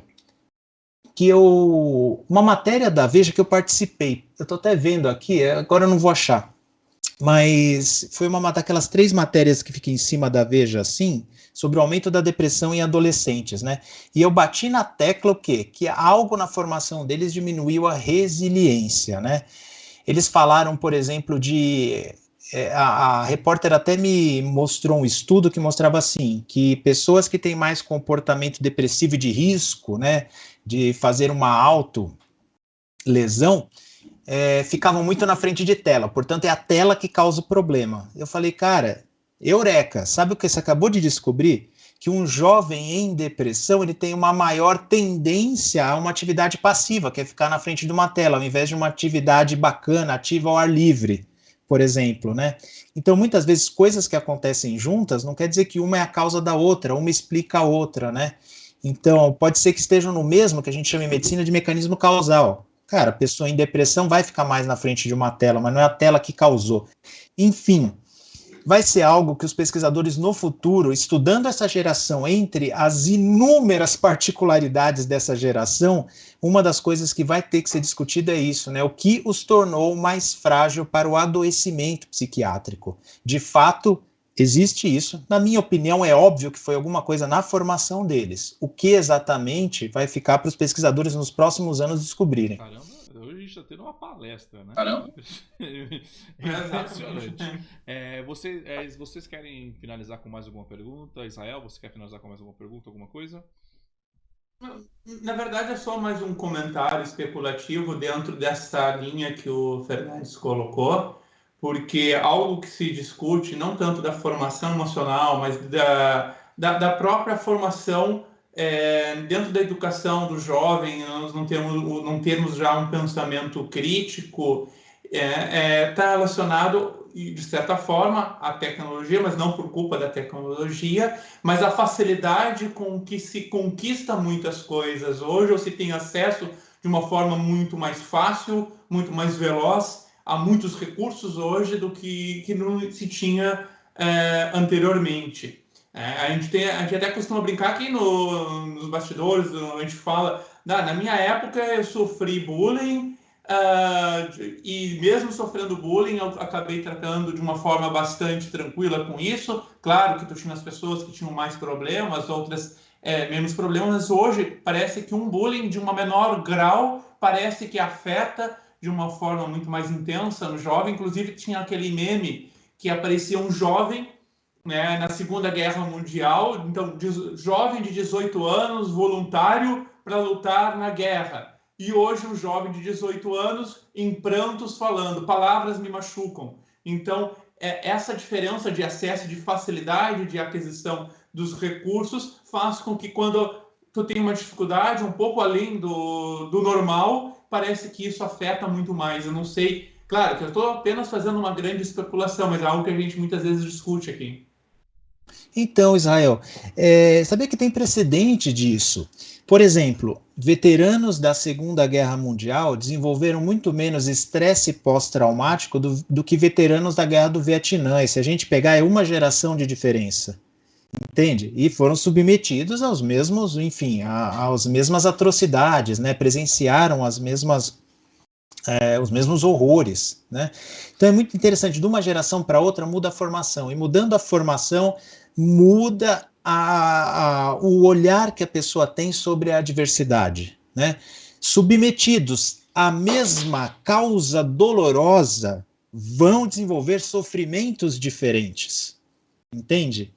Então, isso é algo a ser especulado. Assim, existem várias especulações, é algo a ser estudado. Eu poderia fazer umas especulações rasas aqui, só que a partir de vocês perceberam que num determinado momento eu incorporei o modo acadêmico, o modo psiquiatra. Aí eu deixo de fazer especulação, né? Mas, assim, estou até falando sério, até perdeu a graça aqui, estava esculachando as coisas, falando, né, falando debochado, agora estou falando sério. Sério com você mesmo. Não, mas tem que fazer conteúdo, né? Porque aqui o Thiago vive com conteúdo de primeiro exclusivo, entendeu? Pois é. E, de fato, o modo com que eles vivenciam algumas experiências é de modo muito mais doloroso do que a gente viveu, né?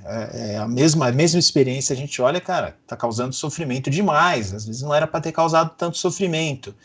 E para quem diz aqui que eu sou um velho chato que tô pondo a culpa nos jovens, um bando de jovem Nutella, não sei o quê, usando aqueles jargões, né? Eu não faço isso de jeito nenhum, porque desde que eu comecei a me debruçar sobre esse tema, Israel, eu penso assim, pera, se algo aconteceu de errado na formação desses jovens, pera lá, vamos compartilhar isso aí com a geração anterior, porque foi a geração anterior que os formou, né?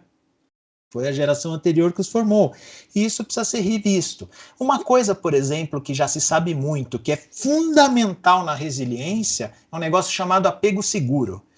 Que é o quê? Aquela coisa que desde a mais tenra idade, sabe, o bebezinho que está chorando, porque a fralda está suja, ele sabe que ele vai ter um amparo e um apoio para resolver aquele problema. E isso, então eu já vou dar um grande salto. Isso, esse apego seguro, balanceado com o desenvolvimento da autonomia, que vai dar segurança para as pessoas diante de uma adversidade e não se desesperar. Então já se sabe que bebezinhos institucionalizados, que não têm aquele mesmo cuidado, sabe, aquele cuidado estreito, aquele carinho materno que só uma mãe pode dar para o filho, crianças institucionalizadas têm menos resiliência.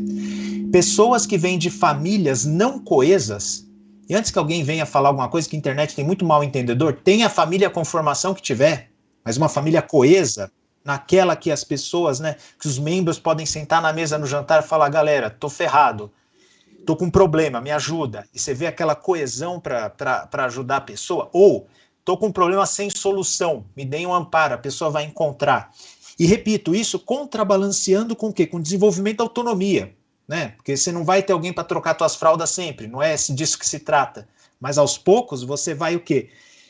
Tem um problema, eu tenho segurança que eu tenho pessoas para me ajudarem. E aos poucos eu tenho segurança em resolver de fato esses problemas, porque eu aprendi isso ao longo da vida, né? Isso é fundamental para desenvolver a resiliência. Então você pode fazer umas hipóteses. Será que o contato familiar já não está o mesmo? Será que não está cada um no seu quarto? Né? Será que a cumplicidade entre os mesmos membros da família não está a mesma? Entende? O jantar em família, que era uma coisa sagrada ultimamente, cada vez menos famílias têm esse momento sagrado. A minha família sou eu e minha esposa, né? Tem meus pais, tal, que eu cuido, mas aqui em casa sou eu e minha esposa. A gente tem como sagrado jantar junto. Hoje foi uma exceção, porque eu vim de atender uma reunião e agora a live aqui. Então foi agradeço, inclusive, por estar aqui com a gente no jantar com a esposa, então.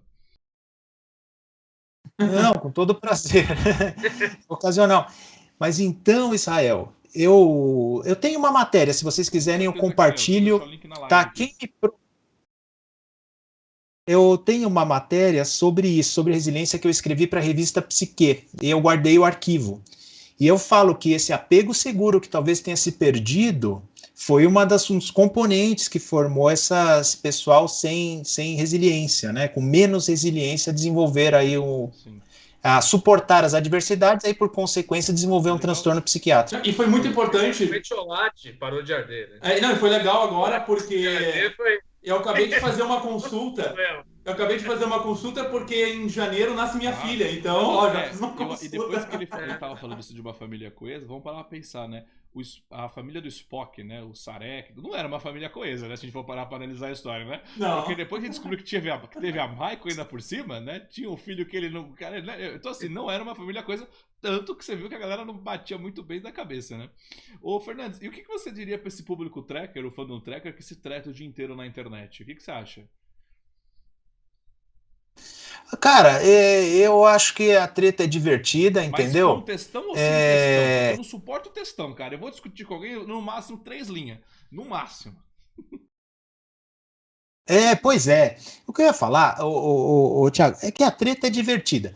Agora, treta entre fãs é uma coisa à parte, porque fã, me perdoe aí, gente, ó, se você se sentir ofendido, tá bom? Deixa aí o recado que eu já falei, né?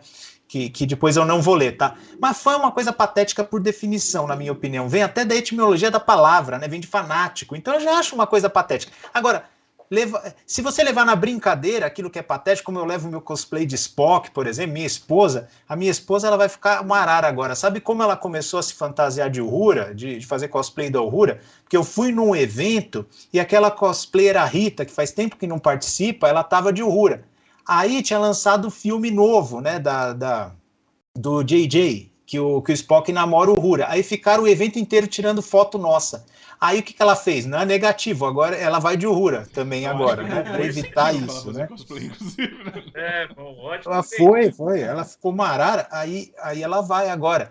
Então leva numa brincadeira. Se levar na brincadeira, ok. Então é tipo assim, cara, eu sei que ser fã é uma coisa é uma coisa patética. É fanático, cara, por uma franquia, fanático por gente que tá ganhando dinheiro, sabe? Não tem, enfim, não vou entrar nem nesse mérito. Então, se levar a treta na brincadeira, como eu sempre levei, porra, legal, né? Mas levar a sério, pelo amor de Deus, gente. Tem gente perdendo amizade por causa dessas coisas, cara. Deixa disso, deixa disso. É muito legal. Fã-clube é uma coisa legal, cara. Porque uma coisa que o ser humano precisa é senso de pertencimento, é vínculo. E um fã-clube é um vínculo legal. Esses dias atrás mesmo, eu falei, tô tão afastado do pessoal, peguei e liguei pro Fernando, liguei pro Thiago mesmo, eu liguei, né? Para saber como é que estavam as coisas. Aí ambos me deram uma notícia, cara, tá uma treta, tá todo mundo brigando. Eu falei, pelo amor de Deus, gente, o que a gente precisa na vida, eu vou dizer o que a gente precisa na vida, gente. O que mais protege, inclusive contra aquilo que o Paulo falou, né, cara? Às vezes a pessoa até pensa uma bobagem, até em fazer algum mal, até, né?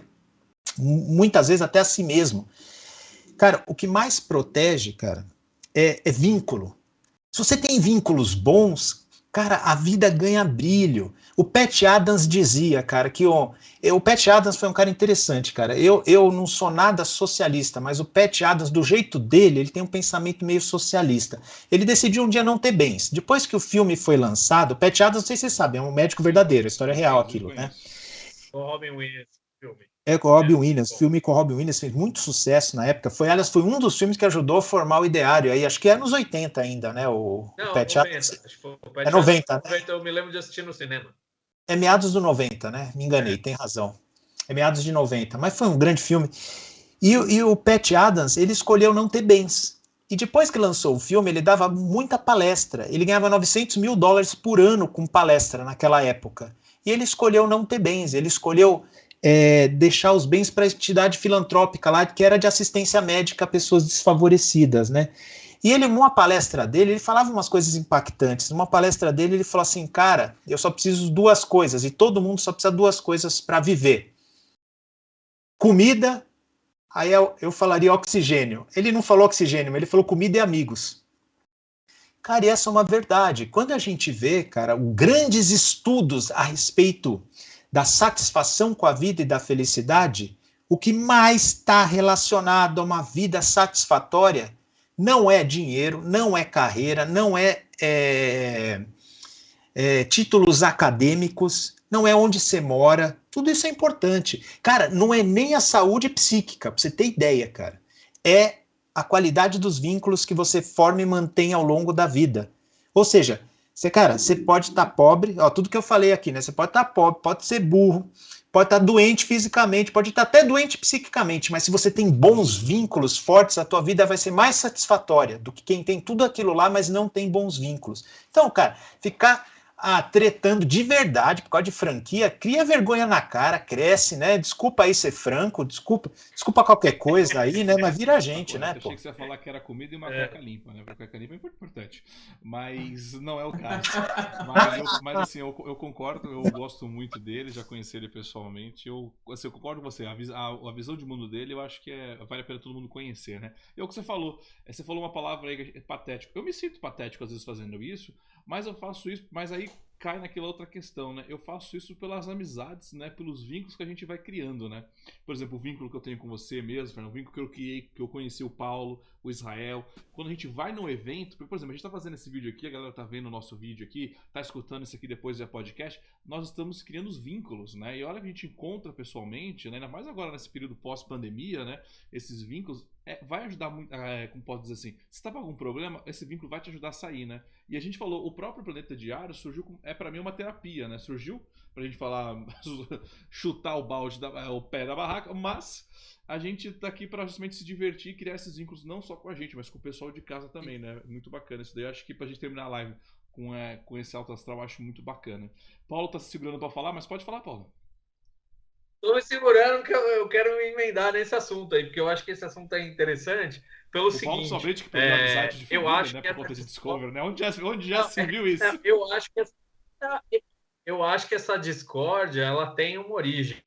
E a origem é esse momento sombrio e um pouco totalitário que a gente está vivendo, em que algumas pessoas querem impor a opinião em cima das outras. E eu ia encerrar com essa pergunta. E o Thiago não ia me deixar fazer a pergunta, mas eu vou fazer. Eu ia encerrar com essa pergunta para o Fernandes, que é assim, esse totalitarismo que a gente tem vivido e tem visto, né? Visto no comportamento das pessoas, muitos jovens agressivos, tudo isso já tem refletido em pacientes no seu consultório, essa questão política, porque no fundo as pessoas não estão discutindo ou brigando por causa do Star Trek. Elas estão brigando porque um é de esquerda, o outro é de direita, um defende isso, o outro defende aquilo, e um quer apontar o dedinho para o outro dizendo o que ele tem que dizer sobre as coisas, porque a visão de mundo é aquela coisa intocada, né? Aquela coisa de valorizar, né? A virtude e tudo mais, e todo esse ideário que tem sido colocado atualmente, que tem alimentado esse totalitarismo que a gente está vendo. Então, eu queria saber de você o que isso impacta nos seus pacientes e como você vê essa questão no mundo aí. Isso aí... 2 minutinhos para você. Oi? Cara, isso aí impacta sim. Eu recebo jovens aí que brigaram com o pai por causa dessas questões, não estão falando com o pai, estão com problema em casa por causa disso, né? E outro cara que eu também não concordo muito com ele, mas a gente tem que dar o crédito quando a gente vai citar, né? Que o Karnal uma vez perguntaram para ele, né? Como é que vai ser no final do ano, tá chegando aí? E como é que eu vou fazer, Karnal? Porque eu vou para casa dos meus pais e eles têm uma posição política diferente da minha, né? Aí ele respondeu assim, meu amigo, se esse for o único assunto que vocês têm para pôr na mesa, o buraco já está muito mais embaixo, tua família já desagregou faz muito tempo, cara. Se isso tem que ser motivo de discórdia, tem que estar na mesa, né, gente? Cara, a gente perdeu a capacidade de dialogar. É impressionante isso, cara. A gente perdeu isso. E eu vejo alguns garotos na internet que estão resgatando isso, cara, nos podcasts, onde há liberdade de opinião, onde as conversas rolam francamente, onde um aprende com o outro.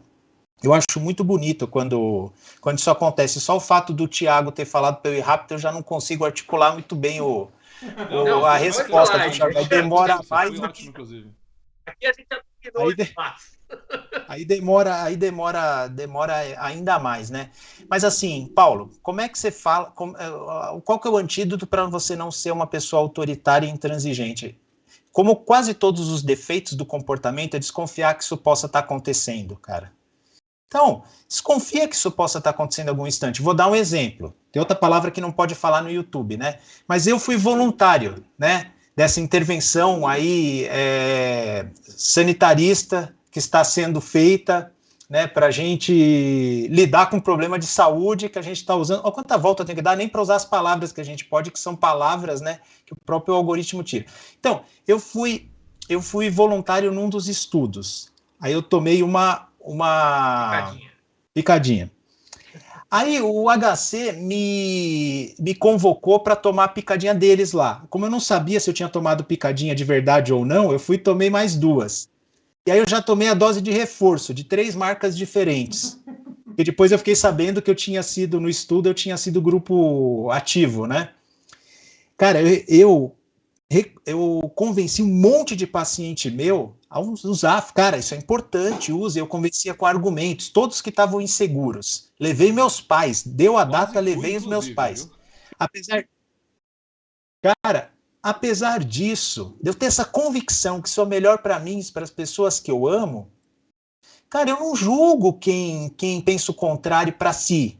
Eu vou tentar convencer se a pessoa estiver predisposta a isso. Se a pessoa não tiver, vou desejar todo o bem para ela. De jeito nenhum vou querer perder a amizade e considerar essa pessoa um inimigo porque ela está pensando diferente. Então é assim, convencimento quando possível, né? E conciliação quando não é possível. Agora, se a gente considerar quem pensa diferente inimigo, gente, não vai sobrar ninguém. É muito, muito triste isso, né? E isso repercute, sim, na saúde emocional e no estresse das pessoas, certamente. Eu acho que isso é uma coisa que hoje acabou ficando realmente muito, muito chata. Até o Thiago antes falou, às vezes a gente se sente patético. E algo importante que o Fernandes falou é se questionar sempre se tu não está caindo nessa situação patética. Mas o que se perde muito, e que pelo menos particularmente eu acho muito legal, que não se tem mais aquelas conversas e, entre aspas, brigas de bar. Eu tenho um amigo meu, muito amigo, que está na Alemanha, o Manuel. Muitas vezes a gente se encontrava para discutir determinados termos. A minha esposa falava assim: tá, vocês nunca mais vão se conversar na vida, né? Porque a gente começava a discutir bebendo e que parecia que a gente ia se pegar no soco. Mas não, ela estranhava. Terminava aquele tema, a gente começava a rir, conversar, mudava de assunto. Não, a nossa briga era o tema. A nossa briga estava em cima daquela discussão, que a gente entrava numa discussão acolorada, mas quem estava no entorno achava que esses caras nunca mais vão se falar na vida. Acabava o assunto, a gente tomava mais uma cerveja, dava uma risada, iniciava um outro assunto, porque era o exercício da argumentação. Era a discussão que nos movimentava, era aquilo que a gente curtia fazer. E hoje está muito difícil tu conseguir fazer isso, porque para mim não, é gostoso aquela discussão de bar, aquela briga de bar, que tu manda outra merda, não, tu tá doido, vai a merda, tu não tá pensando, o que tu tá pensando em falar dessa forma, mas aquilo era tão bom e era incrível como tu podia acabar a discussão e tudo continuava normal. Cara, Israel, olha, apelo aí. Cara, essa polarização política e cultural leva a um pensamento binário que emburrece as pessoas. E ó, você que tá aí, ó, você tá emburrecendo se você tá se deixando cair nisso. Cara, o que o Israel falou é bacana. Numa discussão é para você treinar a sua argumentação. Se você não estiver disposto a mudar o seu ponto de vista, ou se você perceber que a outra pessoa não tá disposta ao mesmo exercício de convencimento e de troca de ideias, então nem começa, nem começa. Esse pensamento binário emburrece as pessoas e torna as pessoas mais manipuláveis. E quase ninguém percebe isso, né? E chega de pergunta por hoje, é isso daí. E fica a dica pra você, viu, Paulo? Não, chega, já vai dar os nossos ouvintes, senão vai ficar, né? Vai cansar. Mas o que eu ia falar? Ouviu, Paulo? Não precisa falar só de Discover no final do ano, tá bom? Não vou falar mais de Discovery. Então faz live de Discovery, hein? Mas é isso. Bom, a gente está chegando aqui para o caminho final da nossa live, que foi gravada antes, que também vai estar disponível via podcast lá na rede Trek BRcast. Então, assim, todas as nossas entrevistadas, todas as nossas entrevistas, eu transformo em podcast para você também poder escutar de mais uma maneira diferente, né? E agradecer, lógico, ao Fernando Fernandes por essa aula que ele nos deu aqui hoje. Muito obrigado. O Fernandes aqui é nosso amigo, tá sempre junto com a gente. E agora espero, né, quando tudo voltar ao normal, né, ele já tá mais do que vacinado, inclusive, né, a gente consiga se ver, poder dar um abraço, poder fazer discussões no ao vivo, que é muito mais legal, né, senhoras e senhores. Bom, eu vou passar para encerramento. Cada um aqui vai dar o seu encerramento, falar os seus recadinhos. Eu vou deixar o Fernandes por último, porque aí ele pode falar onde você pode encontrar ele, canal, live, tudo bem. Aí ele já vê como os nossos integrantes aqui estão acostumados a fazer. E depois eu encerro a live. Começando sempre com o Paulo. Paulo, pode deixar aqui os seus recadinhos finais. Eu queria agradecer aí, Israel, Thiago e o Fernandes por esse bate-papo muito interessante. Acho que é sempre enriquecedor para o público a gente abrir o debate assim. E acho que é um tema que daria para a gente falar aqui seguramente 2, 3 horas, para o desespero do Thiago. E é isso. Agradecer o pessoal, pedir para seguir a página lá do Tá Bom ao Vivo no Facebook e curtirem a live, compartilharem, que essa aqui foi verdadeiramente uma aula, então compartilhem essa live aí E vamos tentar brigar menos, né? Natal, né? Então, Zico tá bom vivo, porque toda vez que ele ganha um seguidor, ele fica mó feliz, gente. Ele manda mensagem pra ele, pô, ganhei mais um seguidor essa semana. E é sempre de sexta e sábado. Então, pô, vamos lá e se inscreve, né? E como ele falou mesmo, a gente teve uma aula. Então, agradecer aí ao Paulo pela sua presença. Israel, pode deixar os seus recadinhos finais. Então tá, pessoal, muito obrigado pela presença de todos. Foi excelente o Thiago, o Paulo e o Fernandes aqui, que foi uma noite de bastante aprendizado. A gente costuma dizer que hoje nós estamos gravando na terça, mas vai passar na quinta, que a quinta-feira a gente aguarda, que é quase que uma terapia. Todas as quintas a gente se encontrar e conversar, que é sempre muito divertido. Compartilhe, dê o seu like, ou se não gostou, dá o dislike, não tem problema. E também acompanhe lá a Frota Live. Nada disso, não, dá like aí. Não, é que se der, o pessoal vai lá, 1 ou 2 dá dislike, ajuda, porque acaba dando mais. Pro YouTube é engajamento os dois lados, não importa. Né? É engajamento. O YouTube encara como engajamento quando é pouco. Não, quer reclamar, escreve então, escreve. Isso, exatamente. No chat ao vivo, que eu vou Escreve... ler agora. Mas a gente sabe quem é. Escreve agora, porque o Fernando não vai ler. Pra eu não ler, por favor. Você que dá o dislike aí, Tô nós nem aí pra tua sabemos opinião. quem é. Eu vou, pô, agradecer ao Paulo, ao Israel. Israel, sua live já tem data pra trocar? Ainda Então, não, a gente tá ainda ajeitando algumas então, coisas. os recadinhos da nova frota. Agradecer aos dois pela presença, a gente tá sempre aqui junto. E lógico, agradecer ao nosso convidado agora, ao Fernandes. Fernandes, pode deixar os seus recadinhos finais. Pô, gente, só agradeço aqui, é um prazer, cara. Desculpa aí o jeito debochado. Acontece duas coisas que eu não gosto, sabe o que acontece? Primeiro, aquele jeito debochado que fere as sensibilidades de muitas pessoas, né, cara? Apesar de eu não me importar, mas na verdade, no fundo, eu me importo, né? Eu não queria ferir a sensibilidade de ninguém. Além de eu ser um pouco debochado, quando eu encarno o modo psiquiatra, eu viro Zé Palestra, né? Eu fico falando e os outros ficam ouvindo. Deixa de ser uma conversa. Eu viro Zé Palestra. Eu ouvi esse termo e falo, puta, eu sou esse, cara. Porque daí deixa de ser uma conversa, vira palestra. Peço desculpa, espero que o pessoal tenha aprendido. Como eu sempre digo, uma ou duas coisinhas já que dê para incorporar no teu repertório já é bacana. Espero ter ajudado aí. E quem quiser saber mais sobre saúde psíquica, bem-estar e comportamento, psiquiatra Fernando Fernandes em todas as redes, gente. Tem o canal do YouTube, que é o meu xodó, e as outras redes também, psiquiatra Fernando Fernandes. Quem quiser não perder algum conteúdo, porque eu pego o meu material e também materiais que eu acho bacana na internet, está no meu canal do Telegram, que é só digitar na lupinha de busca lá, psiquiatra Fernando Fernandes. Tá bom, gente? Muito obrigado, um abraço a todos. Sei que muita gente conhecida vê esse material aqui do Thiago, então beijo para todos vocês, espero que a gente se encontre ao vivo em breve. É isso aí, Fernandes, muito obrigado pela sua participação aqui hoje. O nosso intuito é sempre trazer um convidado diferente por mês, né? Justamente para isso, para a gente ter uma opinião diferente, né? Uma opinião fora da nossa, digamos, nossa caixinha. Nós vivemos uma certa caixinha e é legal a gente sair dela de vez em quando, né? E ter um olhar diferente. Então eu quero agradecer a presença de todos vocês que estiveram aqui com a gente hoje no ao vivo. Eu espero estar comentando com vocês aí, vai que eu durmo e perco a hora, mas peço desculpa. Esse programa, né, perco a hora. Então agradecer ao Paulo. Paulo, muito obrigado. Muito obrigado, Israel. E muito obrigado a você, Fernandes, pelo seu tempo. Eu sei que você faz lives também no seu Instagram. Às vezes eu dou sempre uma sapeada lá. Então muito obrigado pelo seu tempo aqui com a gente. É isso, senhoras e senhores. Muito obrigado. Se você acompanha a gente até aqui, então, se você gosta do nosso tipo de conteúdo, curta, se inscreva e compartilhe essa nossa live. Lembrando que toda vez que tem convidado, nós estamos aqui compartilhando a live aqui também no Trek BRCast. É isso, muito obrigado e até a próxima.